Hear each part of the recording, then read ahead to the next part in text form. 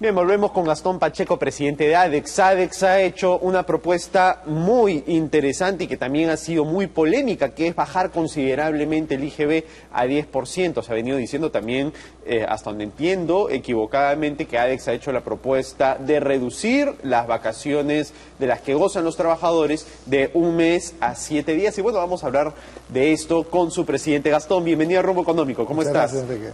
Empecemos con el tema de las vacaciones, porque me parece que ahí ha habido cierta mala información, ¿no? Correcto. Nuestra propuesta es, bueno, en primer lugar, nosotros lo que pretendemos es que se formalice el país. Claro. Lo que estamos planteando son medidas en distintos frentes que lleven al objetivo final, que es formalizar el país, porque ese es el gran problema que tenemos y que nos va a impedir el crecimiento económico, nos va a impedir alcanzar justicia social, que es finalmente lo que todos queremos, vivir en un país en crecimiento, en armonía y con paz social. Claro, y teniendo en cuenta además que 7 de cada 10 trabajadores trabajan en el sector informal y alrededor de casi 70% de las empresas son informales, no es cosa pequeña. Casi 90% de las unidades productivas son informales. O sea, prácticamente lo que tenemos es una burbuja de formalidad, una burbuja de legalidad. Entonces nuestra propuesta apunta a atacar ese problema desde varios frentes. Y creemos que los dos más importantes son el tributario y el laboral. En el tema laboral, lo que nosotros son decimos... los más importantes porque cruzan a todos los sectores. A todos los sectores, efectivamente. Y tienen que ver con la vida cotidiana de todos los peruanos. Claro. La propuesta por el lado laboral es reconociendo los derechos adquiridos actuales. El régimen general que existe hoy día no lo tocamos. Eso que siga funcionando, el trabajador que tiene 30 días de vacaciones, que la siga aprovechando, todos los beneficios que se otorgan bajo el régimen actual continuarían. Lo que nosotros planteamos es que eso, como tú bien dices, solo alcanza a 3 de cada 10. Sí. Entonces los otros 7 no tienen nada. Claro. Para esos que no tienen nada, nosotros estamos planteando darles 7 días de vacaciones. Ajá. Entonces no es que decimos que se bajen las vacaciones de 30 días a 7. Lo que estamos diciendo es que suban de 0 días a 7. Digamos, los nuevos contratos laborales que se firmen de ahora en adelante. Exactamente, Ahora, en un nuevo régimen laboral. Eso es polémico, ¿no? Porque mucha gente dice, oye, ¿qué tal raza? Yo probablemente sí hubiese tenido la oportunidad de entrar al mercado formal con 30, ¿no? Y ahora voy a entrar con 7. Y lo sienten pues como una disminución grave de los derechos laborales. Exacto, pero lo que nosotros planteamos también es que la relación laboral se debe regir por un contrato entre las partes. Ajá. Entonces, si un trabajador tiene la capacidad de negociar mejores condiciones, lo puede hacer. De hecho, lo hace actualmente. No es que todos los peruanos trabajan ganando el sueldo mínimo. Ajá. Todos tienen una cierta capacidad de negociación. Lo que no podemos hacer es que por defender el derecho de la minoría afectemos a la gran mayoría. Y el problema es que esa gran mayoría es anónima, no tiene voz, no tiene quien lo defienda.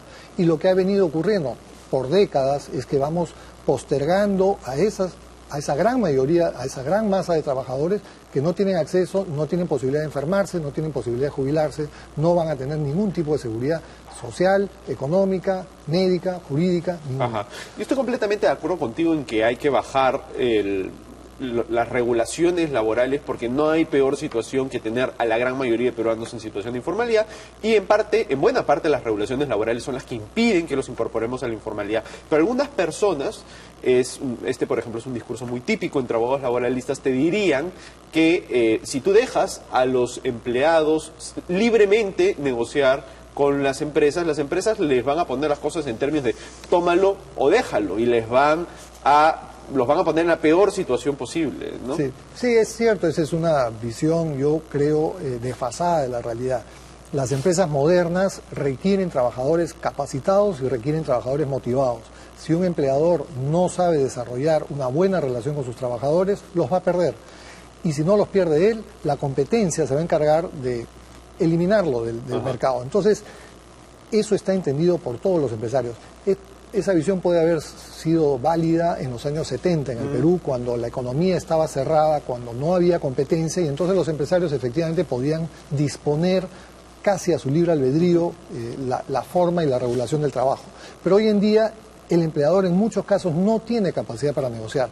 Cuando una casa periodística requiere un periodista bueno, lo va a contratar, no lo va a contratar por el sueldo mínimo, le tiene que ofrecer algo mejor que lo que ya tiene. Claro, si le ofrecen el sueldo mínimo simplemente él se va a buscar trabajo a otro lado, ¿no? Entonces, esa dinámica es en la cual todavía mucha gente no tiene fe y no se da cuenta que este crecimiento económico que estamos teniendo justamente ha impulsado eso, ha impulsado una gran competencia entre las empresas para ofrecer empleos de mejor calidad.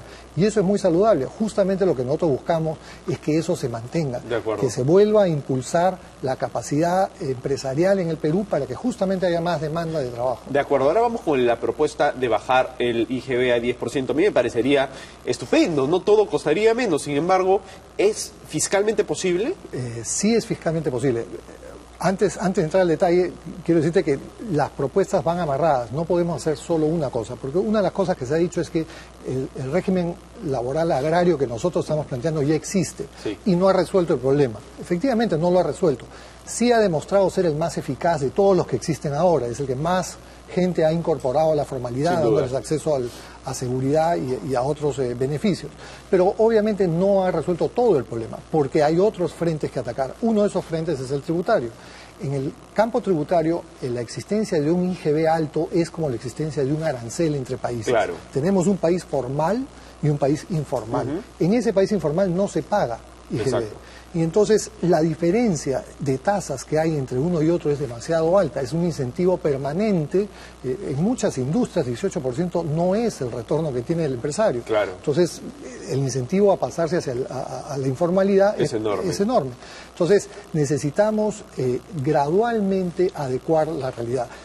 Si hiciéramos el ajuste de una sola vez, posiblemente habría un impacto muy fuerte en bajada de precios, pero sí tendríamos problemas fiscales. Por eso nosotros planteamos que esta reducción se haga anualmente 2 puntos por año. De esa manera hay un impacto en la reducción de precios, pues un impacto menor, pero sobre todo hay un incentivo creciente a dejar de ser informal. ¿Y ese 2% anual, cuánto, ustedes han hecho el cálculo de cuánto significa en pérdida fiscal? Sí, en el pico, es decir, cuando ya lleguemos al 10%, el impacto fiscal que hemos calculado es menos de la mitad de lo que tenemos en el Fondo de Estabilización Fiscal.